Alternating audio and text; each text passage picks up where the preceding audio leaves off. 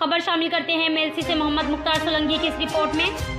मेलसी में बनाए जाने वाले रोड पर इंतहाई नाकिस मटेरियल का इस्तेमाल, मकामी लोगों का शदीद एहतजाज, वजीर आला पंजाब और कमिश्नर मुल्तान से नोटिस लेने का मुतालबा। मेलसी में मुल्तान रोड पर ढमकी से मौजा बदू तक 12 किलोमीटर रोड बनाया जा रहा है। बनाए जाने वाले रोड पर नाकिस मटेरियल का इस्तेमाल किया जा रहा है। मकामी लोगों के मुताबिक सड़क पर नाकिस बजरी डाली गई, बजरी डालने से तारकुल का इस्तेमाल भी नहीं किया गया, बल्कि मिट्टी के ऊपर नाकिस पत्थर डालकर ऐसे ही सड़क तैयार की जा रही है।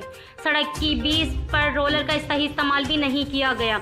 नाकिस मटेरियल से तैयार की जाने वाली सड़क का भांडा मकामी लोगों ने फोड़ दिया है।